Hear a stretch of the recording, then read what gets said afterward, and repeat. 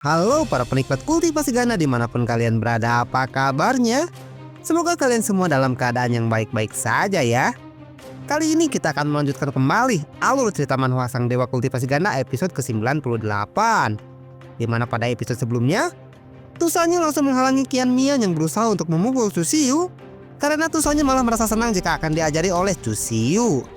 Lalu Qian Mian yang sudah tidak bisa mengubah pemikiran adiknya itu, dia pun kembali menuju kediamannya menggunakan portal teleportasi. Sesampainya di sana, Qian Mian langsung minum-minum untuk menjernihkan pikirannya. Dan tak lama kemudian King Yu datang ke sana untuk memberikan laporan tentang para tabib yang baik-baik saja dan mereka sedang membuat penawar wabah racun. Setelah berbincang sejenak, Qian Mian pun pergi dari sana untuk menjalankan rencana teknik ilusi yang sangat besar agar para penyusup yang menyebarkan wabah racun itu keluar. Sementara itu, Cusiu sedang menyusun rencana selanjutnya di dalam penginapan. Tapi tiba-tiba Bibi Luo merasakan ada sesuatu yang aneh dan langsung membuat barir pelindung dan mengatakan kepada yang lainnya kalau itu adalah ulah Raja Demon Blood. Lalu Tuan Peng yang sedang berada di bagian utara kota, dia menyadari kalau ada sesuatu yang tidak beres di sana karena mendengar kalau Liu Hongyi sudah melarikan diri. Jadi dia memerintahkan semua anggotanya untuk membawa Liu Hongyi pergi dari sana. Kembali lagi ke penginapan, Bibi Luo langsung membuka portal untuk menuju ke kota bagian utara karena sepertinya di sana Raja Demon Blood datang untuk menyerang. Setelah mereka masuk ke dalam, Cusiu mengatakan rencananya untuk menyelamatkan Liu Hongyi dengan membiarkan para penyusup itu untuk bertarung dengan Raja Demon Blood. Bagaimanakah kelanjutan ceritanya? Tanpa banyak berbasa-basi lagi, kita langsung saja menuju ke pembahasannya. Cerita berlanjut. Cusiu dan Bibi Luo akhirnya sampai di kota bagian utara. Lebih tepatnya di bawah menara benteng pertahanan kota Tianyao. Terlihat di sana situasi masih sangat sepi dan tidak terlihat adanya pergerakan sedikit pun.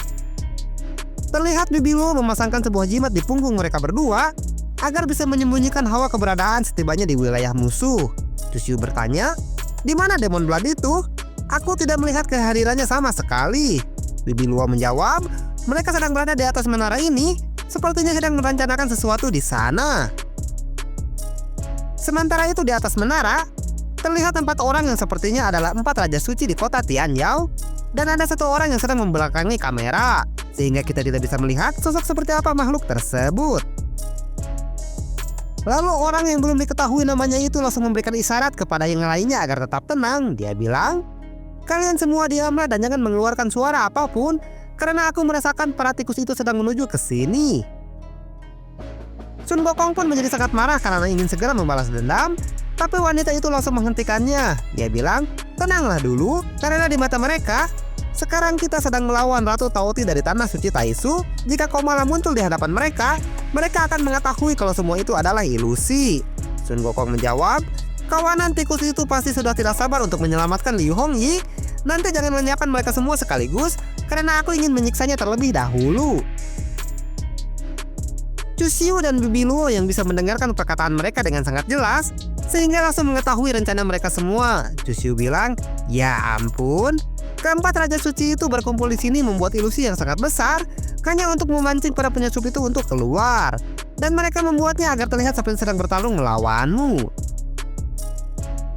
Cusiu pun tersenyum kepada Bibi Luo dan kembali berkata, "Bibi Luo, jika sekarang kau keluar dan muncul di hadapan mereka, apakah keempat raja suci itu akan lari ketakutan?" Dengan wajah dinginnya Bibi Luo menjawab, "Aku tidak tahu secara pasti apakah mereka akan takut atau tidak. Tapi yang jelas, kau akan berada di dalam bahaya jika pertempurannya terjadi." Wajah Cusiu pun langsung berubah menjadi pucat setelah mendengarnya. Dan sambil meneteskan keringat dingin, dia bilang, "Bibi Luo, kau jangan menakutiku." Bibi Luo menjawab, "Jika kau tidak takut kehilangan nyawamu, maka aku akan mencoba untuk bertarung melawan mereka semua. Lagi pula si gadis ungu juga pernah berkata kepadaku kalau kau itu sangat menyukai sesuatu yang meriah." Tak lama kemudian, para penyusup yang dipimpin oleh Tuan Peng mulai bermunculan di sana dan bergerak menuju ke tempat pertarungan terjadi. Padahal cahaya yang terang itu adalah sebuah ilusi saja yang memperlihatkan kalau keempat raja suci sedang bertarung melawan Bibi Luo. Terlihat wajah Tuan Peng penuh percaya diri sambil memimpin para anak buahnya, karena dia belum mengetahui kalau dirinya sedang membawa para anak buahnya menuju ke lubang kehancuran, di mana sudah ada 4 raja suci yang sedang menunggu mereka. Berkat jimat dari Bibi Luo, Mereka tidak menyadari keberadaan dari Chuxiu yang ada di dekat mereka. Jadi Chuxiu pun bisa dengan jelas melihat orang-orang itu pergi menuju jebakan. Dia bilang, ternyata ada begitu banyak kultivator manusia yang bersembunyi di kota Tianyao ini, dan basis kultivasi mereka tidaklah rendah. Sebenarnya kekuatan seperti apa yang berada di balik mereka? Apakah ini adalah rata-rata tingkatan kultivasi dari orang-orang di wilayah tanah suci lainnya? Melihat Chuxiu yang nampak terkejut melihat orang-orang itu, untuk pertama kalinya kita melihat Bibi Luo yang selalu bersikap dingin itu tersenyum. Dia bilang, bahkan hal kecil seperti ini saja kau tidak mengetahuinya.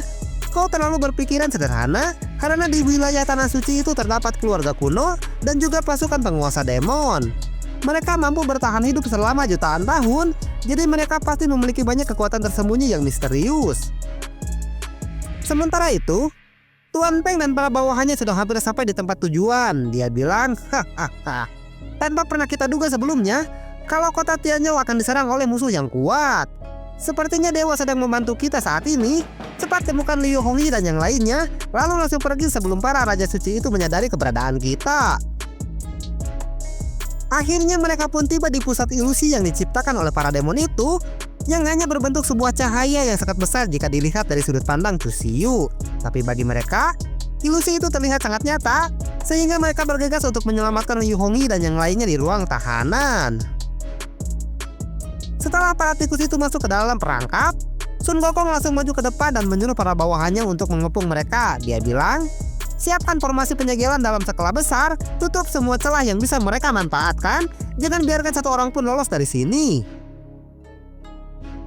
Wajah Chuxiu pun kembali menjadi pucat setelah melihatnya secara langsung dan berkata di dalam hatinya, para demon ini sungguh sangat kejam. Untungnya aku mengajak Bibi Luo saat aku hendak pergi ke tempat ini. Jika tidak, aku bisa berada dalam masalah yang besar.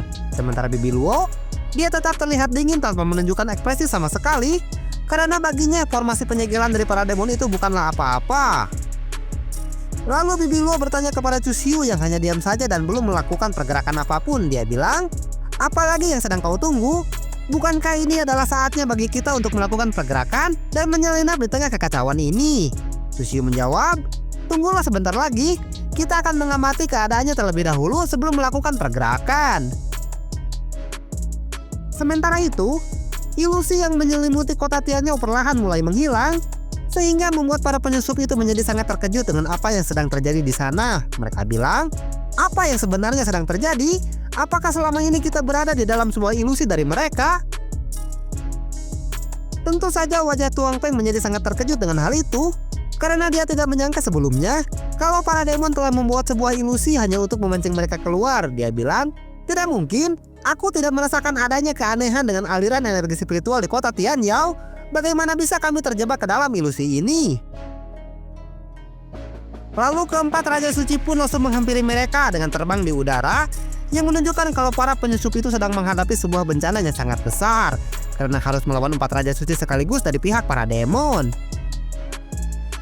Wajah para bawahan Tuan Peng pun langsung berubah menjadi pucat setelah melihat kemunculan 4 Raja Suci di atas mereka, dan sambil meneteskan keringat dingin dari wajahnya, mereka bilang, ini buruk, kita semua telah terjebak. Kita telah masuk ke dalam perangkap musuh tanpa kita sadari. Lalu Sun Gokong yang sudah sangat marah itu langsung berteriak dengan suara yang sangat keras. Dia bilang, kalian para tikus yang menjijikan, berani sekali kalian menyebarkan racun di wilayah kekuasaan kami. Tindakan kalian itu sangatlah hina. Aku berjanji akan menghancurkan kalian semua sampai menjadi debu. Karena merasa sudah terpojok, Tuan Peng pun mencoba untuk bernegosiasi dengan mereka. Dia bilang, Raja Keramas Sun Gokong, tunggu dulu, karena ada sesuatu yang ingin kami bicarakan denganmu. Dengan senyuman jahat di wajahnya, Tuan Peng kembali berkata, apakah kalian para Raja Suci tidak merasa penasaran? Kenapa kami sangat ingin menyelamatkan Liu Hongyi dari tempat ini? Terlihat para demon yang lainnya sudah berdatangan ke sana, sehingga mereka tidak memiliki kesempatan untuk melarikan diri.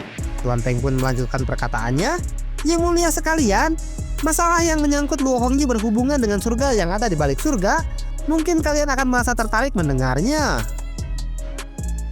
Terlihat Sun Gokong dan yang lainnya merasa tertarik setelah mendengar hal itu. Mereka ingin mengetahui lebih lanjut dengan apa yang sebenarnya dirahasiakan oleh Liu Hongyi. Sementara Qian Mian yang berada di antara para demon itu juga terkejut mendengarnya. Dalam hati dia bilang, Benar saja, ternyata Liu Hongyi menyembunyikan sebuah rahasia yang sangat besar, dan rahasia itu kemungkinan menyangkut tentang surgawi.